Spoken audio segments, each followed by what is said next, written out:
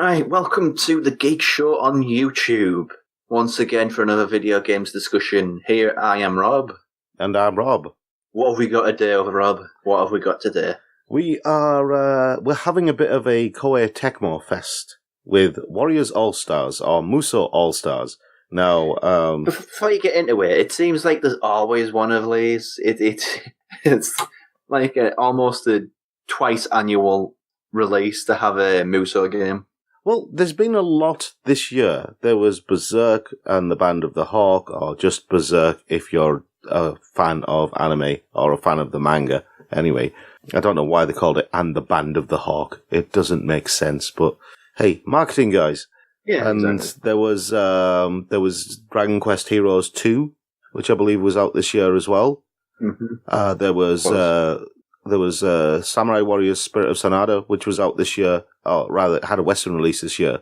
Most of these kind of came out in 2016 and then had a Western release this year. So, anyway, Heavy release schedule, though. it is a heavy release schedule, and the thing that kind of confused a lot of people about Warriors All Stars is that technically it wasn't necessary. Okay.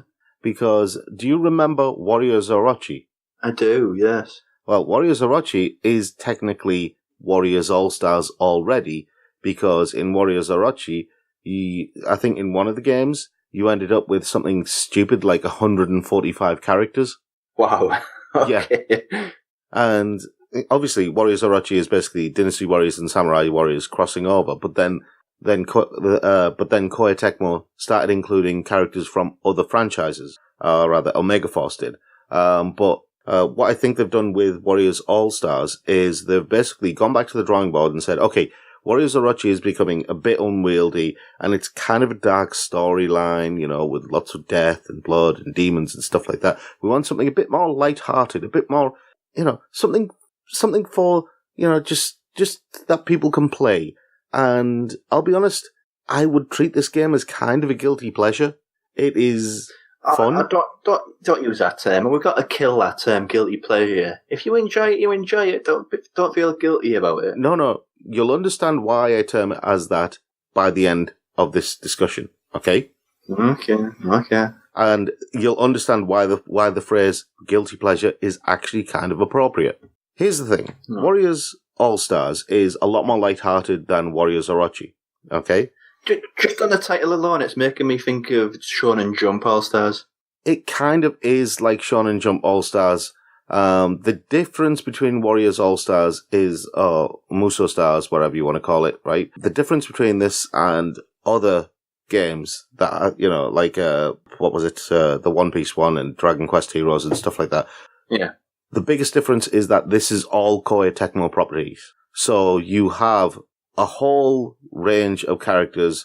I'm just going to quickly go through the franchises, not the characters, right? Because if I went through the characters, I know there's 27 characters in this. I'd be here for a while just listing them. So franchises is easier. So from the Atelier franchise, you've got 2 characters. You're from Dead or Alive, you've got 3 characters. Deception, you've got 2 characters. Dynasty Warriors, you've got 4 characters. Haruka, Beyond the Stream of Time, you got 2 characters. Knights of Azure, you got 2 characters. Ninja Gaiden, you got 2 characters. Neo, you've obviously got William Adams. Opuna, you've got Opuna. Rio, you got Rio. Now, Rio was a blindsided one for me. I did not expect Rio to actually appear in Warriors All-Stars. I didn't even know Rio was owned by Koei Tecmo. So that came out of left field and completely blindsided me. From Samurai... Sorry? I don't even know what Rio is, I'm honest. Rio's to do with Rio's a female character who is heavily associated with pachinko machines and gambling and stuff like that. Oh, wow, that is an odd pull then, yeah. Yeah, she had a 12-episode anime series a few years ago that was utter twaddle. Anyway, from Samurai Cats, and this is one of the reasons why I class this as a guilty pleasure, because this is one of the few titles, if not the only title, where you can have the cat version of Oda Nobunaga called Oda Nobunaga having a conversation. No, that's his name. Having a conversation with the super serious William Adams, the European samurai from Neo. No, Japan. And then you got Samurai Warriors, you got 3 characters from there, and then Tokiden, The Age of Demons, you got 3 characters from there. So yeah, you've got a whole diverse range of characters. And obviously, Oda Nobunaga is one of the more light-hearted characters. And from the Atelier franchise, you got Plakta and Sophie Neuenmuller, who are from Atelier Sophie. And they're quite light-hearted as well. And yeah, it is this mishmash of all of these characters who've been thrown together by this cute little fox princess and her mother. Now, the fox princess is called Tamaki, and the story is basically the spring that gives life to the world is drying up, and in their hour of need, they need to call on the heroes from another world to come and help restore the power of the spring so the world will be, will have life again instead of being a barren wasteland.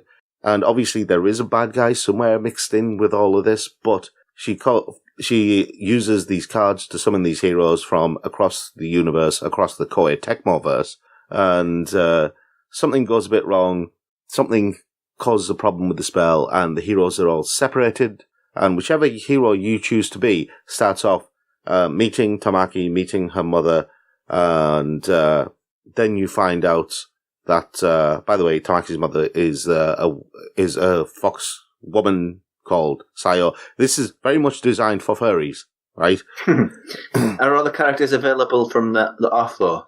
Not all the characters are available from the off, right? You have to go around gathering characters. Now, you'll start off with 3 or 4 characters, depending on who you choose at the beginning, right?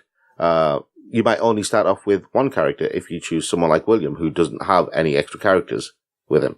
I started off on my first run as Zhao Yun from Dynasty Warriors. So obviously I had Lu Bu, Wang Yuanji, and Zhou Kang as the other 3 obviously. characters. So you don't know who they are. I don't know who. Well, I do know who they are. I'm tell a lie because been reading a lot of Chinese stuff. Anyway, here's the thing. In the truest sense of the word, this is a Dynasty Warriors game, but it's kind of Dynasty Warriors 8.5 in the way it plays, right? Because Dynasty Warriors 9 is going to be open world, and this is kind of don't say that, please. Well, that's the word. That's what the whole blurb is saying, that Dynasty Warriors 9 is going to be open world, and this is kind of alluding to the fact that Dynasty Warriors 9 is going to be open world in the way you roam about. You have a central hub area where you'll have a hot spring, various other things like that. There are some entertainments in kind of the Yakuza Shenmue style. You'll have a Koei Tecmo arcade machine, but you can't go on it. And that frustrated me because I just wanted to go on that machine. But that's such a big tease. Yeah, I know, it is such a big tease. But if in Dynasty Warriors 9 you have something like that you can go on, yeah, we're basically done. People will be playing Ninja Gaiden, the old platform version. They're playing that, or Shinobi or something. But yeah, so you have little things like that. You have the hot springs, and you have these scenes that can play out in hot springs, but I'm not going to go there. You have friendships and relationships that can form between the characters, and you get extra bonuses for building up your friendships with the other characters that are on your side. You can do training, so you can artificially raise the levels of your players without actually going out and leveling them up. You can just pay to have them increase in level, so you can have a more balanced team. When you say pay? Yeah, basically money. Not as in proper money. In-game currency. Yeah. In-game currency. It's not pay to win on this. It's not like an MMO or something. You can take on requests and basically do all sorts. And then when you get onto the world map, you'll have loads of different missions in different places. And here is the first problem. The missions are kind of repetitive. Well, that was always the stigma that Dynasty Warriors and its like suffered for a long time. Yeah, and Omega Force haven't actually managed to break out of that. Now, what I would have liked to have seen, and this kind of highlights this more than most of the Dynasty Warriors games I've played. See, I've played Berserk and the Band of the Hawk, and that one really did well, and it didn't actually feel repetitive. And one of the reasons it didn't feel repetitive is because, number one, the storyline is Berserk. So obviously I'm familiar with the story. I know why I'm doing these missions. There is a goal, there is a purpose, there is a drive to actually complete it and see what happens next. Whereas that drive to complete the missions in Warriors All-Stars is a bit lacking. Being summoned to another world to save the spring of the world, stuff like that. I think that this actually might have benefited from a bit of a darker storyline. Actually putting lives on the line, something a bit more serious, maybe a bit less cutesy. It's got Oba Nobunaga. Yeah, but this is the thing, it might have benefited from that. Another thing that I would love to see them include in the Dynasty Warriors games, or in the Warriors franchise, full stop, is an element of strategy, right? I think that's the thing. Either put some cutscenes in the middle of the battles to kind of break things up. So when you have one of these little missions where you have to go save somebody, actually throw in a cutscene and then possibly give them the ability to tell that character to push forward. Take their troops, drive forward. Take and attack this base here. Give them a little bit of strategy like that, so that the characters don't just stay in one place, because you have these linear routes right around the map. You have these linear routes, and you could easily order. It would be, well, I don't know how difficult it would be to code it, but if you had the ability where you could take your troops from one particular base, and instead of having them milling around there with nothing to do, get them to push forward to basically bottleneck a different area, making your life easier. Is that a Muso game though, or is that a strategy game? This is the thing. It would still be a Muso game. All you're doing is telling them, okay, don't stand here, go over there and bottleneck that area, stop them coming through to here, right? That's literally all you're doing. You don't need to do anything else. You just pick a point on the map and go there. That's it. And then you just go back to running around killing stuff. And I would love to have that in any of the Dynasty Warriors games. So, Koei Tecmo, Omega Force, if you're watching, please try it. You never know. You might actually find that there's something unique that you've created there. I think it's a great idea. I'd love to see it, because it would really break up the monotony of running around hitting stuff with a big sword or a big spear or a whip or something like that, because that can kind of get boring real quick. Is the monotony coming from the fact that you've played so many of this type of games within a short period of time, though? Is it genuinely there? It's genuinely there. There's, like I said, there's a lack of drive, there's a lack of ambition when it comes to the story, and not on the part of the story, on the part of the player. You don't have that impetus to push yourself forward, or push yourself in general. Okay, I get that, yeah. Which is one of the reasons why I do class this as a guilty pleasure. It's the kind of game where you can pick it up and play one mission, and then you'll put it down and you'll forget about it for a while. But then you'll go, oh, I haven't played that for a while. I'll pick that up and play it again. And then you'll basically, you'll have a little bit of fun while playing it, but afterwards you'll feel a bit guilty, because you're like, yeah, it's fun, but, I could have been doing something better, like, mowing the lawn or something like that. Hey, it's better than some of the JRPGs you could be playing. Yeah, we're not going to go there. Anyway, this game does have a couple of interesting bits to it, which is, these are supposed to give you the impetus to push forward. Now, in the previous games, it's always been an emphasis on upgrading your weapons, upgrading things like that, yeah? But now they've got these hero cards. So you go around collecting cards, like it was some kind of, Dynasty Warriors version of Magic the Gathering or Yu-Gi-Oh! Pokemon or something like that. Gotta catch them all. And that in itself is fine, because you can merge the cards together, you can upgrade the stats, you can do all sorts of things like that. But it's still very, very limited, especially when you don't have the extra characters, because it takes a while for you to start gathering these characters. And once you start gathering the characters, you'll have more options, but until you start gathering those characters, you've got a limited card set, so you'll keep getting the same cards over and over again, and that's frustrating, because there's not really much that these cards do right at the beginning. It takes a little bit of time for you to actually get used to how the enhancements work, and then to actually apply them. The nice thing is that you can change the leader of your team. So if you've got several people, you can choose different leaders and actually have them gaining a good wodge of experience on the next mission. And when you've got several people, you can have like a team of 4 in with you. So it'll be you and four other characters, as a maximum. And the nice thing about that is when you press one of the trigger buttons, you'll get like, I think it's R1. You'll get this little pop-up on the screen. It'll get, you can choose triangle, circle, cross, or square. And that character that is assigned to that button will actually do some kind of special attack. You also have kind of a rush mode where you just get hordes of enemies and you just go through killing as many as you can. in order to get some kind of bonuses. Just Dynasty Warriors mod then. Yeah, it's basically a rush mod, I call it. But there's loads of little things like that. Tamaki is a cute character. The voice dub is Japanese now. I never bothered seeing if there was an English dub because I have eyes and I can read. So subtitles is not a problem for me.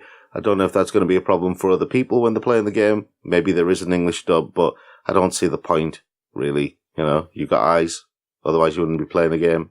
Well, yeah, it's one of those things, like, it's really weird to have a dub in English, to have all these things going off in China and Japan, and they all speak with an American accent. That's just, I don't... Well, the thing that confuses me about the idea of having an English dub is that it delays the release of a game in the West.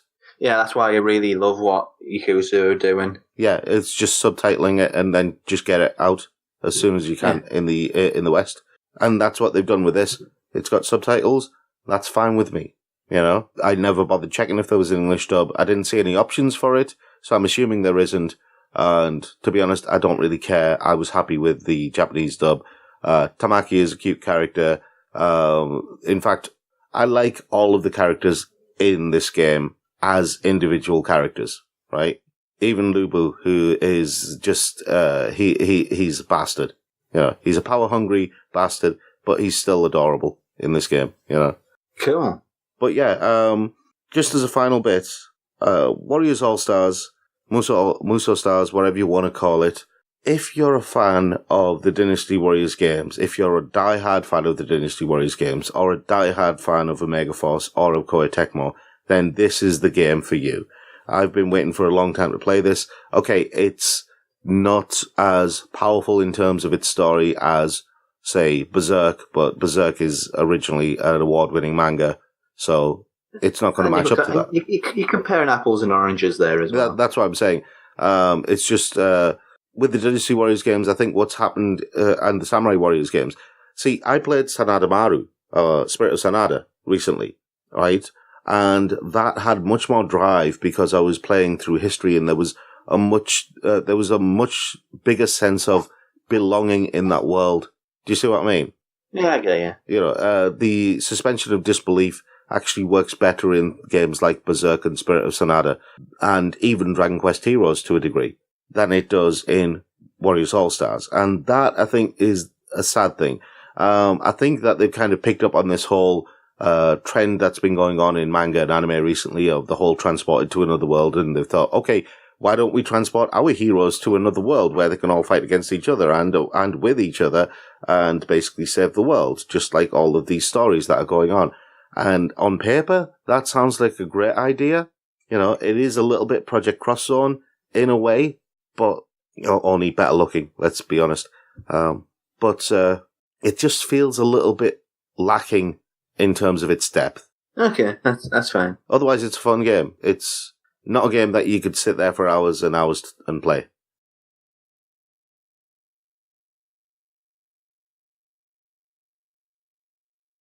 So, that was Warriors All-Stars. Do you agree with what we had to say about this? If you do, like and subscribe to our channel for more video game conversations. If not, leave us a comment below. Well, you can leave us positive comments as well. Let's be fair, But leave us a comment below if you didn't agree with what we have to say. We also have interviews with various interesting people that we've met as we go around the UK. And we have other conversations about video games. We also have a link to our Patreon, so please support the Geek Show Podcast Network if you can. We've got all sorts, so check out what we do. Yes. I have been Rob. And I've been Rob. Thanks for watching.